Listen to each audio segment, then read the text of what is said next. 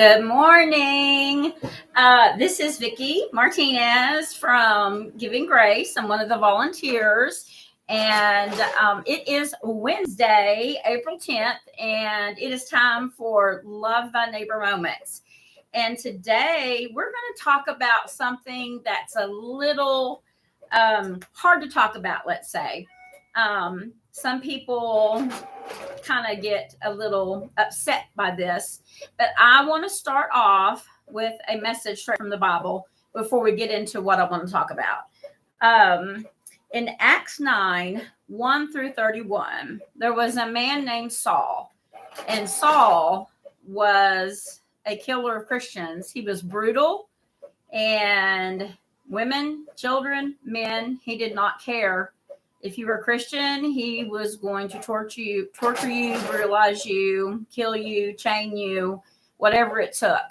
And there was a conversion with Saul. He, on a road walking, had direct contact with Jesus. He actually heard the voice of Jesus. Why are you persecuting me? And Saul answered, "Who are you, Lord?" And he says, "I am Jesus." And, he instructed him to go and do this and this and this. I'm not going to get really into it, but, if you go to Acts 9, 1 through 31, it's going to explain Saul's conversion into Paul the Apostle. And Paul the Apostle wrote many books of the Bible.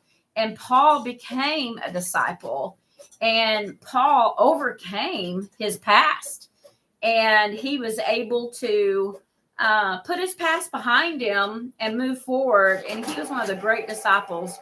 And that's kind of where this is going to get sticky, because what I want to talk about is people that have done some pretty horrendous things. And as you go through life, I know us ourselves, I know we live in a small town, but we've actually had 2 murders in our family. And, and that takes a toll on families. And you look at people differently when you went through something like that. And I was approached to do jail ministry. And it really set me back for a second, because with the 2 murders in my family, I was like, hold on a second. I don't know if that's where I need to be. And the Holy Spirit really spoke to me and really guided me. And that is where I needed to be. And I got confirmation of that from the Holy Spirit. So I went. And I don't know if you've ever been to a jail, but it was kind of scary, intimidating. You're walking into a place, that you've probably never been, or maybe you have been. And there's no judgment here. I just want to get a point across here.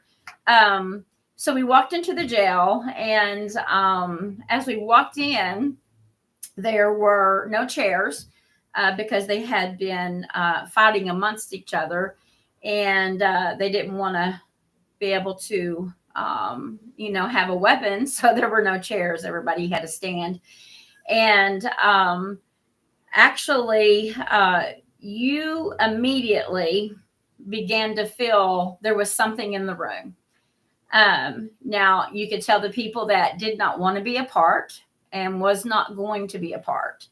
And they kind of stood on the very back wall and with their heads down. But there were people that began to come to the front. And some of them had their Bibles. Some of them had the verses memorized. And I'm going to go ahead and mention this again. I talked last week about Emily and Nick Zinner. And this is probably my 2nd or 3rd time doing jail ministry that they were with us. And he was actually to go back home, and he heard that we had done that and saw some of the pictures. And he was like, "Oh, I can't leave. I have to do this." And so we did a special service at the jail.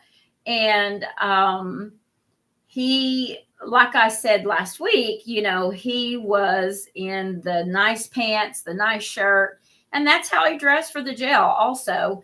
And when you go to the jail, it's not like going to your own home. Things are not cleaned like you probably want it to be cleaned in your own home.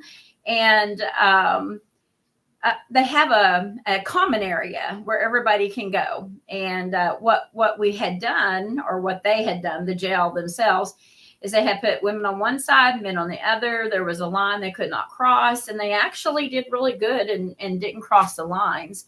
And this particular night, Nick began to preach to these people. And I had kind of told him in advance. I said, after being there several times, I knew that there was one person there that he knew his Bible. He always had it crossed around his neck. And I said, if you can get that one person, interested in what you're saying, some of the others will follow. And when the man came in the room, I pointed him out and I said, this is who you need to reach. And Nick began to preach. My pastor began to preach. We had live music, and at one point during this service, it was emotional. And for me, coming with my background, it is hard to walk in there because you don't know what they've done, or you kind of know what they've done. And it's hard. It's hard to process, but you have to go back to the Bible and look at what Saul was. He was a murderer, he was brutal. And Saul became Paul, a great apostle. And with that great apostle, he wrote many books in the Bible. And, all the apostles were martyred and killed for their beliefs.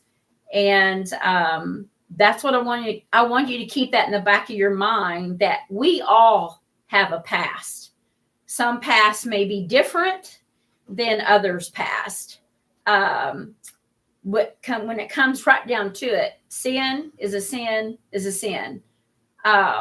So that's how I had to look at it going into that jail. I went in there to minister, to pray, and to help people and break that bondage off their life. And as we began to get into the heat of this ministry, at one point, there was 5 rows of men that were face down on that dirty floor and crying out to Jesus to save them. How can you deny that? And even, with anyone's history, whatever you've been through in your life, these people were crying out for help, for Jesus. They wanted to be saved. And not only did Nick minister to these men, he got down on the floor with them. And he ministered to these men. He healed them.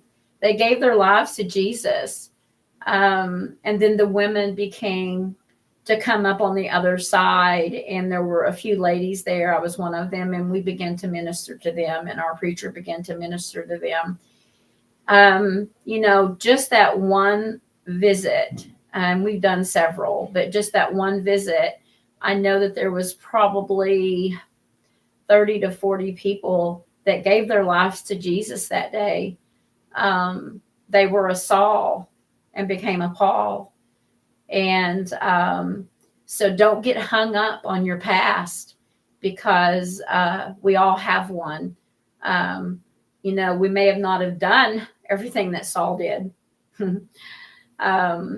but you can become a Paul.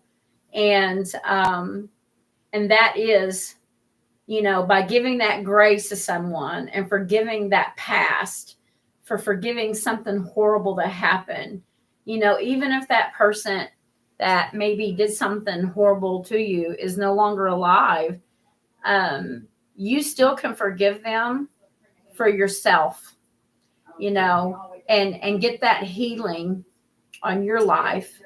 Get that out of your heart and lay it at the Lord's feet. Um, we can all come from a Saul to a Paul. And I know it's a play on words, but it's true.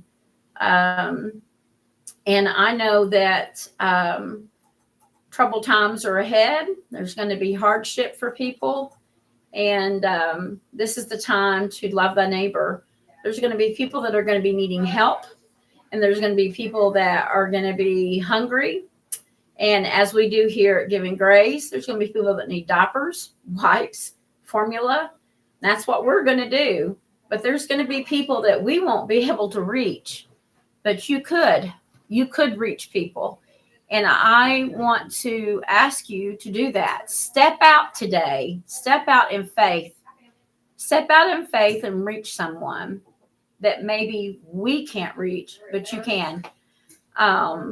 And that's what loving the neighbor is truly all about, is reaching those people that some of us can't. We're reaching people here, but there's some people we won't be able to reach. And I know that we're still praying for people, and we're still looking for someone to give us a comment. We are right here on Dewey Avenue in Poda, Oklahoma. If you need help, if you need prayer, come on down. That's what we're here for. I would love to pray with you. Shannon would love to pray with you. Any of us here that volunteer are prayer warriors, and we would love to pray with you. And sometimes, prayer is the best thing to do. Give it to him, lay it at his feet, and become a Paul. Preach the gospel. Tell people that necessarily wouldn't hear the gospel, tell those people about it. That's what we're here for. We're here to say his name, preach his word, and save souls. And I want you guys to have a blessed day. And we'll just have a nice day. Bye.